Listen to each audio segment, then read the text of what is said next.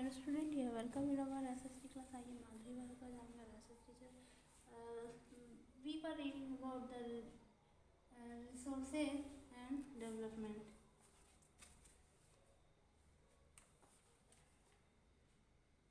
Resources and development, हम resources और development के बारे में पढ़ रहे थे.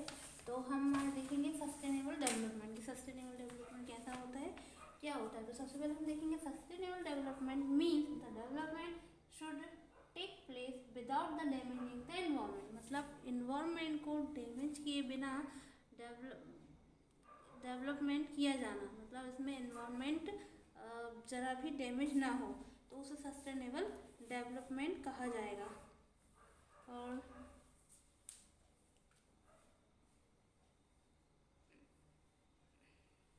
in the present should not be the compromise with the needs of the future generation.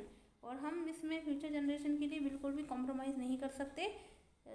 और इसके लिए ही जो रियो डी जेनेरियो है वहाँ पर मतलब अर्थ की समिट हुई थी 1992 में, जून में हुई थी 1992 में.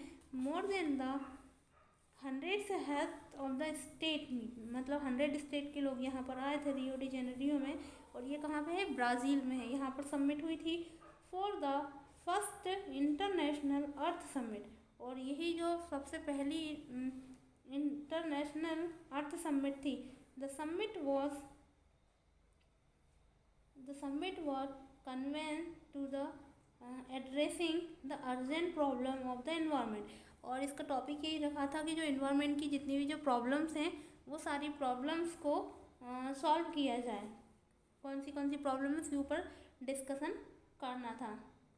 And the protection and the social economical development of the global level. और ये जो इकोनॉमिकल जो डेवलपमेंट था वो ग्लोबल लेवल पर किया जाए. द असेंबल लीडर साइंस, जो असेंबल जो लीडर थे वो साइन किए गए. And the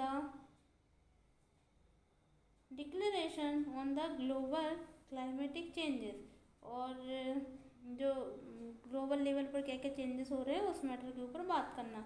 end the biological diversity, और जो बायोलॉजिकल जो डाइवर्सिटी है उसमें भी क्या इशूज़ हैं वो सब देखने का. The Rio convention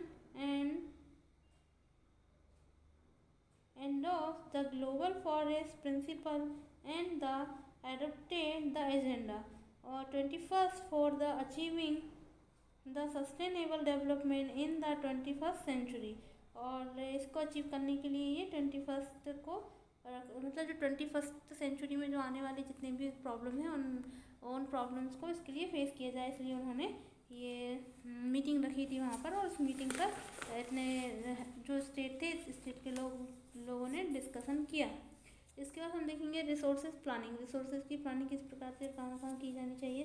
planning is widely accepted the strategy for the usages of the resources, कि हम इनका यूजेस कहाँ करें और कैसे करें और किस लेवल तक करें.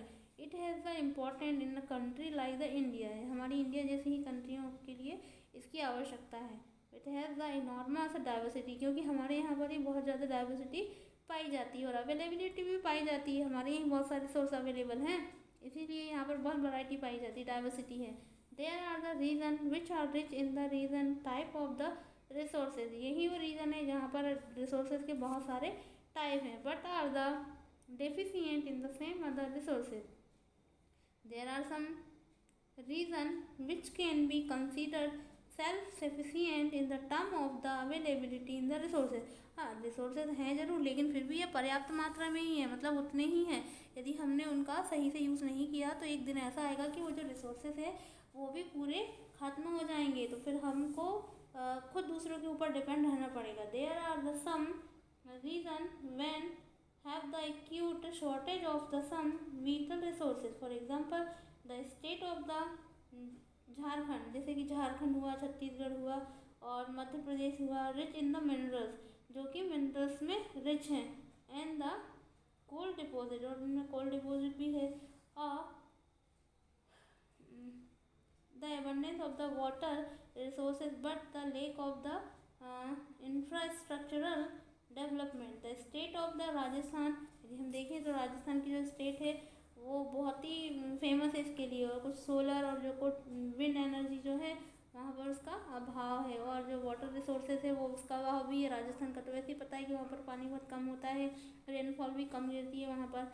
The cold desert of the Ladakh, Ladakh का कोल्ड डेजर्ट देखेंगे तो वहाँ पर भी रिसोर्सेज की कमी है। The land of the rest of the country it was very rich culture heritage, culture heritage के लिए जरूर वो वहाँ रिच है, but it is the deficiency of the water, परंतु वहाँ पर जो वाटर है वाटर की कमी है। Infrastructure and the some vital minerals, और वहाँ मिनरल्स की भी कुछ कमी है। This called the balanced resources, इसलिए इसको बैलेंस रिसोर्सेज कहा जाता है। Planning at the national, state and regional and local level, क्योंकि वहाँ की करनी ही पड़ेगी, क्योंकि वहाँ पर पर्याप्त मात्रा में रिसोर्सेज नहीं है, तो वहाँ के लोगों को इसकी आवश्यकता है, तो इसकी पूर्ति कैसे होगी, कहीं और से इसकी पूर्ति करनी पड़ेगी। रिसोर्सेज प्लानिंग इन इंडिया, हमारी इंडिया में रिसोर्सेज की प्लानिंग को हम देखेंगे। Resources planning is a complex process, ये एक प्रकार की कॉम्प्लेक्स प्रोसेस है, विच इन्वॉल्व द, उसमें बहुत सारी चीज़ें इन्वॉल्व हैं। Identification and inventory of the resources across the region of the country. This involves the surveying, the mapping, and the qualitative and quantitative estimation and the measurement of the resources. और इसके लिए qualitative और quantitative estimate जो है वो किया जाना चाहिए। And the evolving a planning structure, और इसके स्ट्रक्चर की प्लानिंग भी की जानी चाहिए। एंड एप्रोप्रिएट टेक्नोलॉजी, और टेक्नोलॉजी के बारे में भी जानकारी लेनी चाहिए। Skill and the institutional setup for the implementing resources, और इसके लिए जो रिसोर्सेज हैं उसका इम्प्लीमेंटेशन किया जाना चाहिए। डेवलपमेंट प्लान, और जो प्लान है उसका डेवलपमेंट किया जाना चाहिए। और the matching the resources development plan with the overall the national development plan, और इसके लिए जो नेशनल डेवलपमेंट प्लान है वो भी किया जाना बहुत आवश्यक है। India has made the concerted effort for the achieving, और जो इंडिया है उसी ने ऐसा एफर्ट किया है, वही अचीव गोल करना चाहती है। रिसोर्सेज प्लानिंग राइट, की हमारी रिसोर्सेज प्लानिंग राइट हो और हमको कभी मतलब कम ना पड़े। इसके लिए हमारी जो गवर्नमेंट है उन्होंने 5 ईयर्स प्लान जो है वो लॉन्च किए थे इंडिपेंडेंस के बाद में। उसके ऊपर रिसोर्सेज के ऊपर उसमें चर्चा काफ़ी हद तक की जाती है। The availability of the resources is the necessary, जो रिसोर्सेज हैं वो अवेलेबल होना चाहिए, ये हमारे लिए आवश्यक है। For the development of any region, यदि कोई रीजन को हमको डेवलप करना है तो ये करना बहुत ज़रूरी है। But more the availability of the resources in the absence of the corresponding the changes in the technology and institution may be the hinder development in the many region in our country.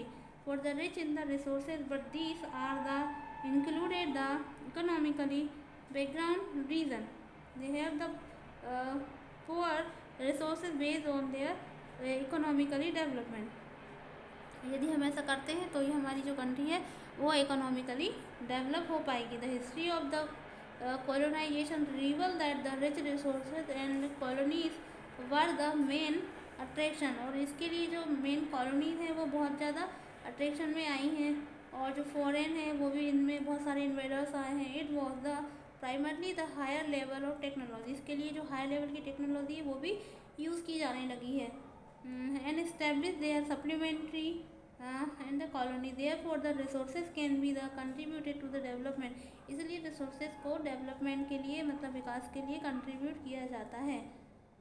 And appropriate technologically development, और इसी कारण से technologically development भी होता है, क्योंकि हम आवश्यकता है वहाँ हम यूज़ करेंगे तो यही सबके लिए अच्छा होगा। आज के लिए इतना ही, कल हम पढ़ेंगे conservation of resources. It's enough for today, we will continue tomorrow. Thank you so much class.